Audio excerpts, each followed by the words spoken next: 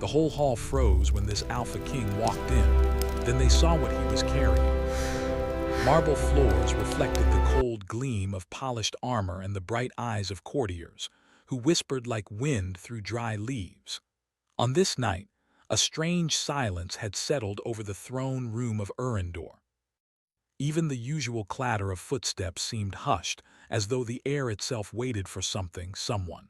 Then the doors swung open. The hall froze. All at once, every gaze turned toward the entrance. There, framed by the torchlight, stood Kalen Dravorn, the Alpha King. His cloak of deep indigo trailed behind him, stitched with silver that shimmered faintly like frost. Every step he took echoed with authority. Every movement was deliberate, commanding. Even the bravest courtiers instinctively lowered their eyes, feeling the weight of his presence. But it was not merely his title, nor his reputation as a ruler both fierce and fair, that caused such a reaction. It was the aura of power and pain that clung to him like a second skin, visible even from the far end of the hall. His eyes, pale as winter ice, scanned the room with quiet scrutiny, and it seemed as though he could see into each person's heart, reading secrets they had never spoken.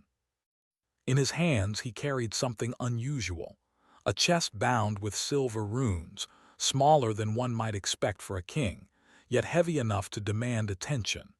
It wasn't a chest of gold or jewels, as many whispered it might be. No, this chest exuded a strange, almost forbidden energy, making the very air around it feel colder. The courtiers whispered behind their hands.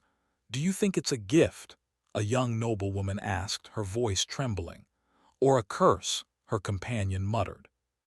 Kalen moved to the center of the hall. The massive doors closed behind him with a resonant thud, cutting off all whispers. The hall seemed to shrink around him, and the only sound was the quiet creak of his boots against the marble. For a moment he simply stood there, the chest cradled in his hands like something precious yet terrible. Among the crowd, Lady Seraphine felt a shiver run down her spine. She had heard tales of the Alpha King, tales of power, fear, and mystery, but nothing in her life had prepared her for the raw intensity of seeing him in person. Her heart thumped loudly in her chest, and yet she could not look away. Something about the weight in his arms, the shadow in his gaze, called to a part of her she did not understand. Kalen's eyes finally fell upon her. It was only a brief glance, but it sent a strange warmth through her, despite the chill in the hall. He did not smile. He did not nod, but there was recognition there, a spark of curiosity that made her stomach twist. He lifted the chest carefully and placed it upon a marble pedestal at the center of the hall. The runes glowed faintly, pulsing like a heartbeat. A soft, almost imperceptible hum filled the air. Some of the courtiers stepped back instinctively, as though the chest itself carried the weight of the world. Kalen's voice, when he spoke, was calm, resonant, and commanding. "This chest carries more than you can imagine," he said.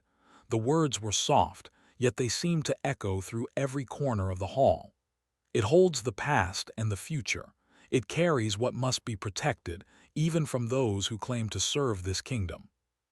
Whispers erupted like sparks in dry grass. Many of the nobles exchanged uneasy glances. What did he mean? What could be more valuable than gold, more dangerous than magic? Seraphine stepped closer, drawn by a mix of fear and fascination. She felt a strange pull toward the chest, as if something inside it called her name. The air seemed to thrum softly around her, and she instinctively raised her hand, as though she could touch the invisible threads that tied her to the mystery within. Kalen noticed her movement. His gaze returned to her, and for a moment he looked almost vulnerable. The icy mask of the Alpha King faltered, revealing a shadow of grief and sorrow beneath. He quickly regained his composure, yet Seraphine had seen it. That fleeting crack in his armor made her heart ache in a way she could not explain. "Who dares to approach?" a courtier demanded, stepping forward. His voice was braver than his eyes, which flickered nervously toward the chest. Seraphine froze. Kalen's eyes sharpened. He lifted a hand, and the hall fell silent again, as though the very air obeyed him. "Do not speak unless spoken to," Kalen said, his voice a low rumble that resonated in every corner. "This is no place for curiosity or for fear. Only those who are bound to this secret may stand near." Seraphine's heart raced. She felt it in her chest, a strange certainty that she was meant to be here at this moment. And yet fear tugged at her, whispering that she was stepping into something far beyond her understanding. Kalen knelt by the chest, carefully tracing the silver runes with a gloved finger. He muttered words in a language none present recognized, and the runes flared brighter for a moment, bathing the hall in a soft, eerie light. The chest trembled slightly as though alive, and a soft glow began to emerge from the gaps in its bindings. Gasps echoed through the hall. The courtiers stepped back further, eyes wide with awe and fear. Some whispered prayers, others whispered curses, but all watched in silence. Finally, Kalen lifted the lid. The hall seemed to hold its breath. Inside the chest there was no treasure, no gold, no jewels, no crown. Instead, a shimmering, ethereal form lay curled within, its body faintly glowing, its features delicate and otherworldly. The figure was bound by invisible chains of light, struggling softly but unable to escape. The air in the hall grew heavy. Some of the nobles whispered that it was a spirit, others thought it a magical creature. But Seraphine knew immediately. Her breath caught in her throat. It can't be," she whispered to herself, unable to tear her eyes away. Kalen's gaze remained fixed on the figure in the chest. His hand hovered above it, trembling ever so slightly, betraying the carefully maintained composure he wore like armor. "I promised," he said, voice breaking just a fraction, "to protect this soul no matter the cost." The courtiers were too stunned to speak. No one dared step closer. The chest glowed brighter, its light spilling over Kalen and Seraphine, binding them in a moment of quiet understanding and tension. Seraphine felt a pull toward the figure in the chest. She wanted to touch it, to see if it was real, but something held her back, a silent warning that the world she knew was about to change forever. And in that instant, she realized something she could not yet name.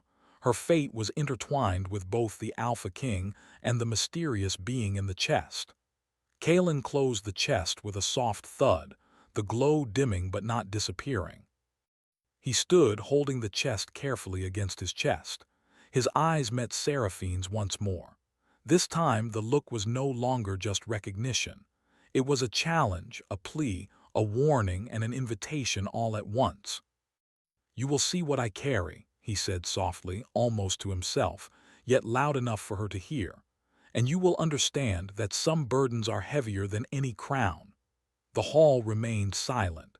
Even the fire in the torches seemed to flicker in anticipation.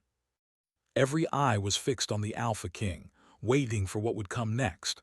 And then Kalen turned and walked toward the throne, the chest in his arms, each step echoing like a drumbeat of fate. Seraphine followed him with her eyes, her heart pounding, knowing that nothing in her life would ever be the same again.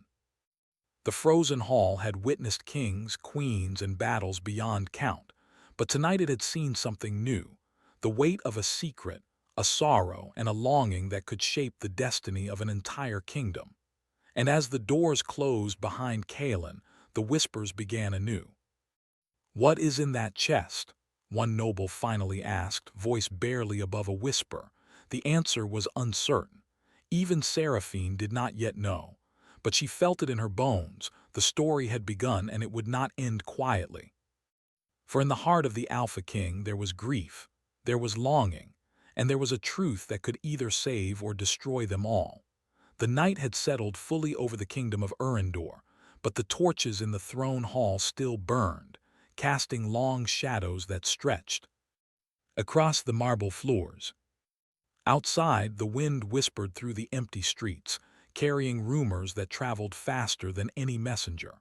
Inside, the hall was no longer frozen. Instead, it was heavy with a quiet anticipation, a sense that something greater than politics or crowns was unfolding. Kaelin Dravorn, the Alpha King, stood alone beside the throne.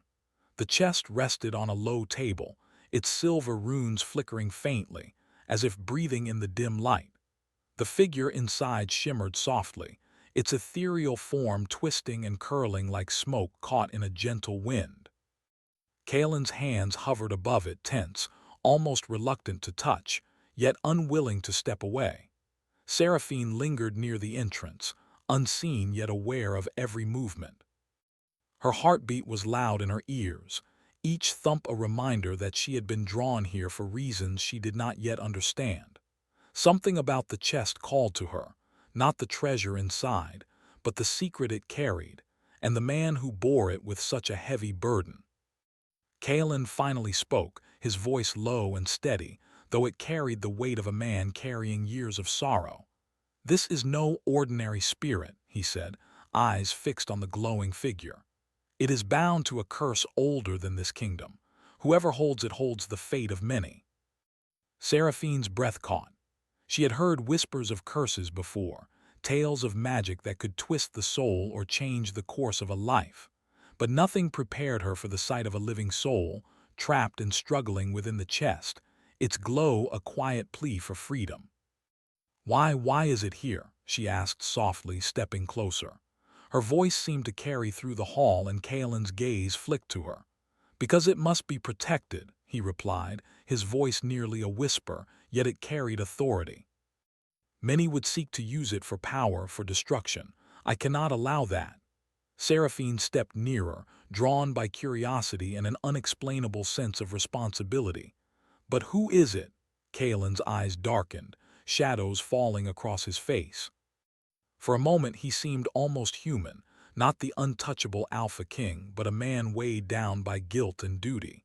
"It is someone I failed to save long ago, someone I swore I would protect, even beyond death." The words made Seraphine's chest tighten. She had expected tales of power, of treasures and crowns, but never of sorrow so deep it could bind a man's heart to the weight of the world. She realized, with a mixture of fear and fascination, that she was witnessing not just a secret, but a part of Kaelin himself. "I want to help," she said, her voice trembling slightly. "If it's in danger, I want to help protect it." Kaelin's gaze softened just for a moment. He stepped closer, the light from the chest painting his face in pale silver. "Few are brave enough or foolish enough to offer themselves for a cause they do not understand." His voice held no accusation, only a quiet recognition. "But I sense you are neither blind nor naive. You see the weight it carries." Seraphine nodded. She did not fully understand why, but she felt a connection to the figure inside the chest, as though some invisible thread tied them together. Her fingers itched to reach out, to touch the shimmering light, yet she hesitated. Kaelin knelt beside the chest, tracing the silver runes with careful fingers. "The curse is strong," he explained. "It binds not just the soul, but the hearts of those connected to it. Many have tried to free it and failed. It tests loyalty, courage, and the willingness to face one's deepest fears." Seraphine swallowed hard. "And what happens if it is not freed?" Kaelin's eyes met hers, icy yet filled with unspoken emotion. "Then it remains trapped. And those who try to hold it may lose themselves in the attempt." A shiver ran down Seraphine's spine.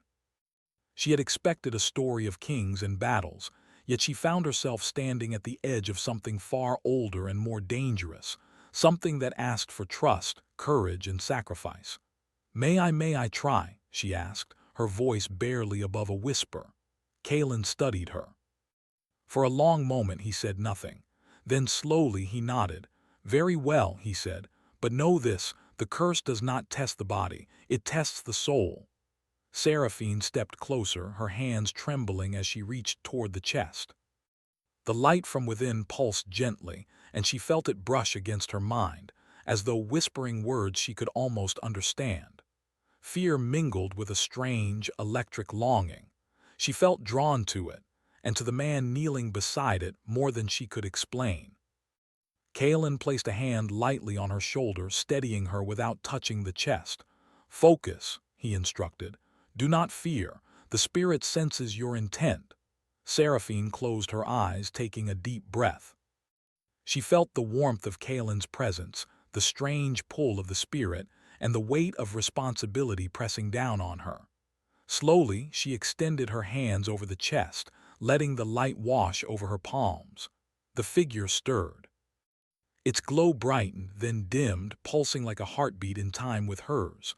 A soft, melodic whisper echoed in Seraphine's mind, calling her name. "Seraphine!" Her eyes flew open. The hall seemed to hold its breath. Kaelin's gaze was locked on her, pale eyes shining in the dim torchlight, filled with curiosity and something deeper, something almost vulnerable. "Do you feel it?" Kaelin asked. His voice was quiet, almost uncertain, as though even he did not fully understand the connection between Seraphine and the spirit. "Yes," she breathed. It's speaking to me. I don't know how, but I feel it." Kaelin's lips pressed into a thin line. "Then you have the gift," he said softly. "The curse recognizes those it chooses, and you are among them." A sudden chill swept through the hall, and the chest trembled. The chains of light wrapped tighter around the spirit, constraining it, yet it shimmered with growing strength. Seraphine felt a twinge of fear. The power she sensed was immense, far beyond anything she had imagined. Kaelin rose to his full height, chest tense, his eyes never leaving the chest. "The others will come," he said. "Enemies, opportunists, those who would claim the spirit for their own gain. We must protect it and each other." Seraphine turned to him. His gaze held a mixture of command and vulnerability that made her heart ache. I will stay," she whispered. "I will help." Kaelin's jaw tightened. He wanted to warn her, to tell her that the road ahead would test her in ways she could not imagine. But he also saw the determination in her eyes, the unspoken courage that mirrored his own. "Very well," he said finally. "But know this, once you step into this path, there is no turning back." The glow from the chest pulsed again, and the spirit inside stirred more strongly. Its voice, faint yet melodic, called Seraphine's name once more. She reached out, fingers trembling, and touched the shimmering light. A warmth spread through her, filling her with both fear and wonder. Kaelin watched closely, his hands ready to intervene, yet he allowed her the moment. For a brief instant the world fell away, and only the three of them existed. The Alpha King, the noblewoman, and the bound spirit whose fate now intertwined with theirs. "Do you understand?" Kaelin asked, his voice low, almost a growl. Seraphine nodded, her eyes shining with a mixture of awe and determination.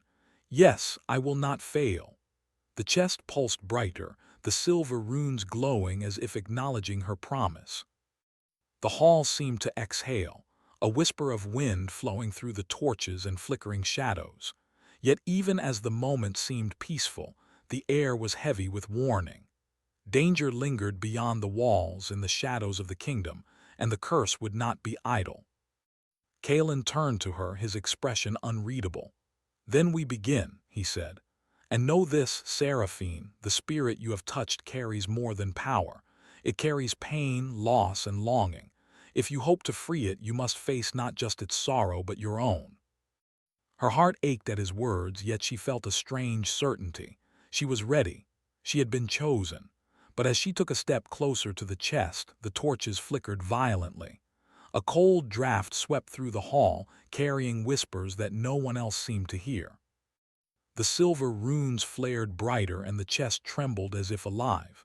Kaelin's hand went to the hilt of a sword at his side, but he did not draw it. His eyes were fixed on the chest, pale as winter ice. "They are coming," he whispered. "And soon we will see who will stand and who will fall." Seraphine's fingers hovered over the chest once more. She felt the pull of the spirit, a mix of hope and fear, and understood in that moment that their journey had truly begun. The Alpha King, the noblewoman, and the bound spirit were now entwined in a fate that would test them in ways no one could foresee. And outside, the shadows waited. The wind howled across the frozen peaks surrounding Urindor. Snow swirled in dizzying patterns, whipping against the stone walls of the old fortress where Kalen had brought Seraphine and the chest.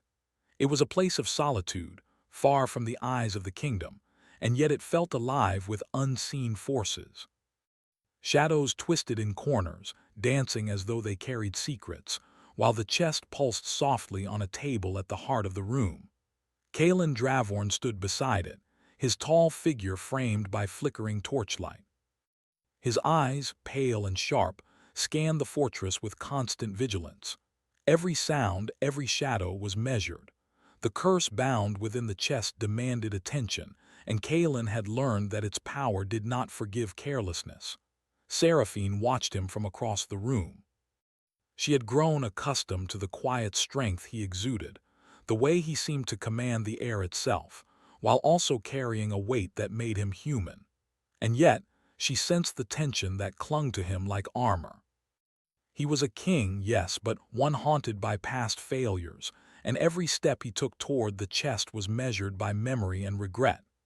"I can feel it again," Seraphine said softly, moving closer to the chest. Her fingers hovered above the glowing surface, tingling with energy. "It's stronger tonight, the spirit it's trying to speak." Kalen turned, his eyes meeting hers. There was a flicker of something vulnerable there, something few had ever seen. "Do not let it overwhelm you," he warned, his voice low and steady. "The curse senses fear and doubt. It can use them to bind you just as it binds the spirit." Seraphine nodded, swallowing her fear. "I'm ready," she said. Kalen's gaze lingered on her, pale eyes studying her every expression. He wanted to warn her, to tell her that readiness was not enough. That facing the curse meant confronting her deepest fears, the darkness in her own heart, and the weight of choices that could never be undone.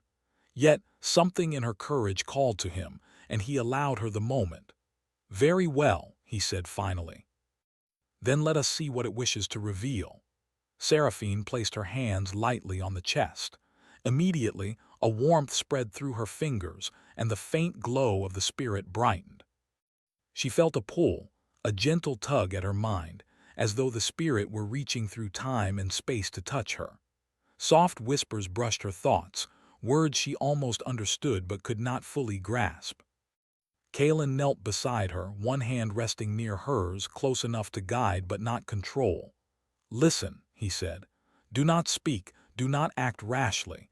The spirit will show you if it chooses to trust you." The whispers grew louder, forming fragments of a memory. A laughter-filled courtyard, a hand reaching out in friendship, a sorrowful farewell. Seraphine's chest ached with the emotion, even though she had never lived those moments. She realized with a shiver that the spirit carried the essence of life it had known and the grief it endured now. Kalen watched her carefully. "It feels your heart," he said softly. "The connection is not just magic. It is empathy, trust, a willingness to face pain without turning away." Seraphine's eyes widened as a figure shimmered faintly above the chest, a soft form taking shape. It was ethereal, luminous, yet unmistakably human in features. She gasped softly, unable to look away. The spirit's gaze met hers, and for a fleeting moment it was as if they understood each other perfectly. You remember me," she whispered. The figure's glow pulsed, and a soft, melodic voice filled the room. "Yes, I remember, and I feel you. You are not afraid." Kalen's hands tightened slightly on the edge of the table. The connection was growing stronger, and he felt the familiar twinge of worry gnaw at him. The curse responded to bonds, to emotions, to intentions. If Seraphine faltered, if she hesitated, the consequences could ripple beyond the fortress walls. A sudden gust of wind rattled the doors, and the torch flames flickered violently. Shadows stretched across the walls like reaching fingers. The chest pulsed in response, the spirit writhing gently as if sensing something approaching. "They are near," Kalen said, voice tense. "The ones who seek the spirit, they are coming." Seraphine's heart thudded. "I don't understand," she admitted. "Who would want to hurt this?" Kalen's eyes darkened. Some seek power, some seek revenge, and some simply cannot bear what they do not understand. The curse is dangerous, yes, but it is also a prize. Many would claim it, believing they can control it. They are wrong. Seraphine glanced at him. And we? Can we control it? Kalen studied her for a long moment. Control is not the goal, he said. Protection, understanding, and trust, that is what matters, and even then the journey is perilous. The curse tests not just strength but the heart itself. The spirit pulsed brightly, drawing Seraphine closer. She felt warmth and sorrow, hope and fear, all at once. She realized that freeing the spirit required more than courage. It required honesty with oneself, confronting the shadows she kept hidden even from herself. "Then I will not fail," she said, her voice firmer now. I will face it whatever it asks." Kalen's expression softened slightly. He knelt beside her, his presence a silent support. "Very well," he said. "But know this, the spirit may show you visions that hurt, memories that confuse, truths that frighten. You must not turn away." Seraphine nodded. "I understand." The chest pulsed again, and a sudden warmth enveloped them.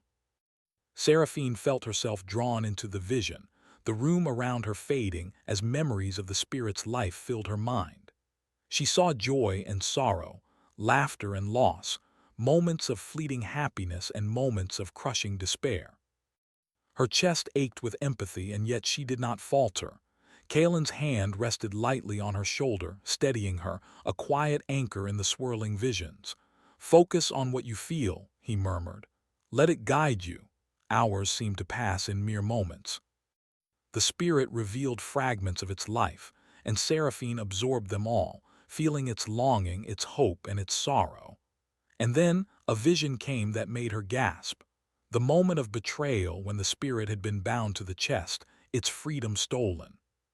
She felt the pain as if it were her own, a sharp, cold ache that cut to her core.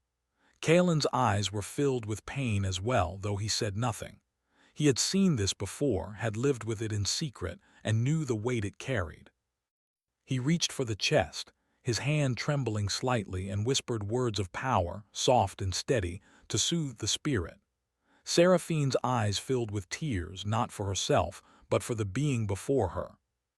I will not let them hurt you again," she whispered, voice trembling yet firm. The spirit's glow intensified, pulsing in rhythm with her words. It responded not with speech, but with a gentle warmth that brushed against her soul. Seraphine realized then that the bond was deeper than magic. It was trust, empathy, and shared purpose. Kalen watched, his chest tight with emotion he could not fully express. In her courage he saw hope. In her heart he saw a reflection of the loyalty and love he had long buried beneath duty and sorrow. And for the first time in years, he allowed himself to feel the faint stirrings of something long forgotten: connection, trust, and perhaps even love. The moment was fragile, delicate, and beautiful. But outside the fortress, the wind howled louder, carrying with it whispers of danger. The chest trembled again, and the runes flared brightly, casting dancing lights across the stone walls. The spirit stirred violently, sensing the approach of those who sought to claim it. Kalen rose to his full height, pale eyes scanning the shadows. "They are almost here," he said, voice sharp with urgency. "Prepare yourself. This is the first true test of our bond and of your courage, Seraphine." Her fingers tightened on the chest. I'm ready," she said, her voice firm. She felt the spirit's warmth and knew she could not turn away. Kalen nodded. "Good. Then face them, and remember, the heart is stronger than fear if you let it be." The torches flickered violently as a shadow moved across the wall, a figure cloaked in darkness that approached with silent intent. Seraphine felt her heart leap in both fear and resolve. She glanced at Kalen, and in his pale, watchful eyes she saw the same determination mirrored. The first trial had arrived. Outside the fortress, the shadows pressed closer. Inside, Seraphine, Kalen, and the spirit braced for what was to come, knowing that the night would not end quietly, and that the bonds of heart and trust would be tested like never before. The wind tore through the peaks surrounding the old fortress, rattling the stone walls and carrying the chill of 1,000 winters. Snow swirled like silver threads in the night sky, obscuring the stars, and yet inside the fortress, the warmth of the torches glimmered against the cold. Kalen Dravorn stood near the chest, his tall figure tense and unyielding. The glow of the silver runes painted his face in shifting light. The spirit inside shimmered violently, pulsing with energy, struggling against its bonds. Outside, the shadowed figure had advanced closer, now visible as a silhouette against the dark horizon, a messenger of danger that neither Kalen nor Seraphine could ignore. Seraphine's hands hovered over the chest. She felt the spirit's pulse, a rhythmic beat that echoed her own heartbeat. "It's calling," she whispered, her voice trembling but firm. "It wants freedom, but it's afraid." Kalen's eyes softened for a brief moment. "And so it must be guided," he said. "With patience, courage, and trust. Fear cannot rule our hearts, Seraphine, or the bond will break." She nodded, feeling the weight of responsibility press against her chest. She had faced fear before, but this was unlike anything she had imagined. The spirit's suffering, the curse's power, and Kalen's own guarded heart intertwined into a fragile web that she dared not break. "You are stronger than you know," Kalen said, stepping closer. His hand hovered near hers, not to touch, but to remind her that she was not alone. "The bond between you and the spirit will be tested tonight. You must trust yourself and trust me." Seraphine swallowed hard. I do." The chest flared suddenly, a burst of silvery light filling the room. The shadowed figure at the gates of the fortress gave a soft, almost audible gasp.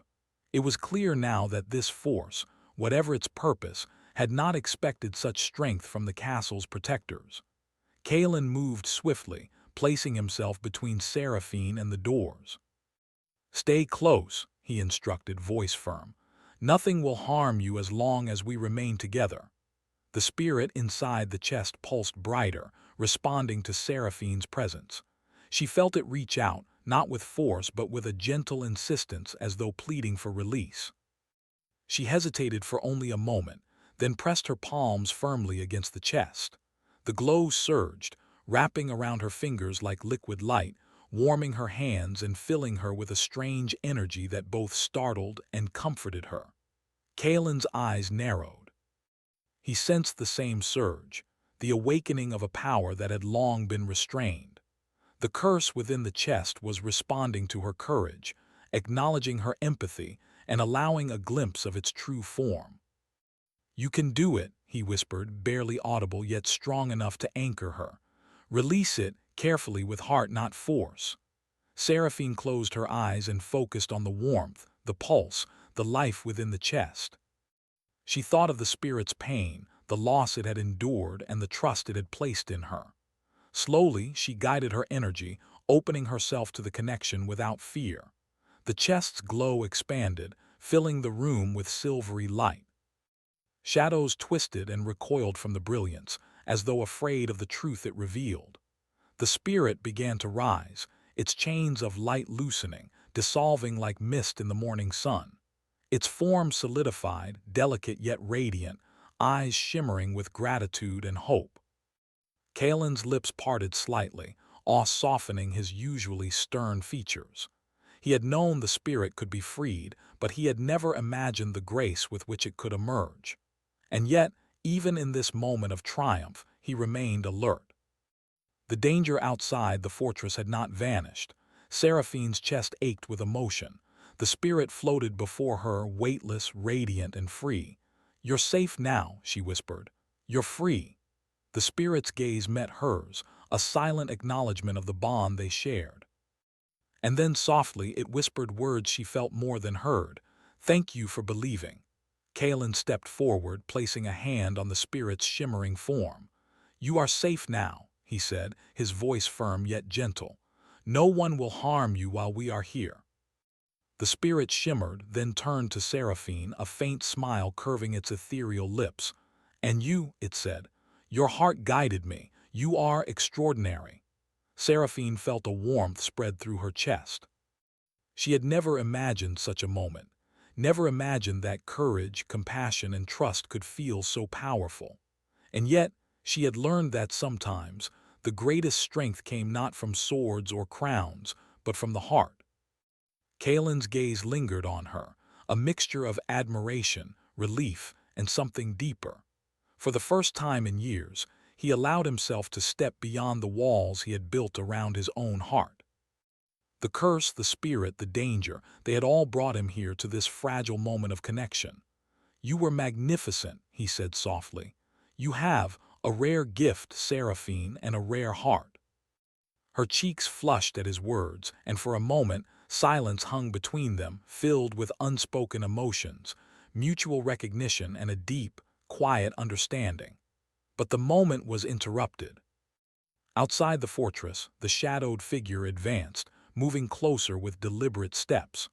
The light from the chest had revealed its presence fully now, a being of darkness, cloaked in flowing shadows, its intentions unclear yet unmistakably threatening. Kaelin's eyes sharpened. "They have come for the spirit," he said, "and for us. We must not falter." Seraphine nodded. She felt the strength of the spirit behind her, the warmth of Kaelin's presence beside her, and the courage that had guided her thus far. Together they faced the approaching shadow, ready to protect what they had fought to free. The figure stepped into the light of the fortress, revealing not a monster but a person, tall, cloaked, and carrying an air of authority that matched Kaelin's own. Their eyes, dark and calculating, studied the room, the chest, and the two who protected it. "You have freed it," the figure said, voice calm, almost cold. "But do you truly understand what you hold?" Kaelin stepped forward, placing himself between Seraphine and the newcomer. "We understand more than you know," he said. "The spirit is free and it will remain so. Leave now before you bring harm to yourself." The figure's lips curved into a faint smile. "Perhaps or perhaps not. Power does not forgive kindness. It does not forgive weakness." Seraphine's hands trembled slightly, but she felt the spirit's warmth, steady and reassuring, and Kaelin's steady presence beside her. She straightened, drawing in a deep breath. "We are not weak," she said, her voice clear and unwavering. "We protect what is right and we will not falter." The figure paused, as if considering her words. Then slowly it stepped back, bowing its head slightly. "Very well," it said. "This is not over, but tonight you have proven yourselves. The spirit's fate is yours to guide." As the figure vanished into the swirling snow outside, Kaelin exhaled deeply.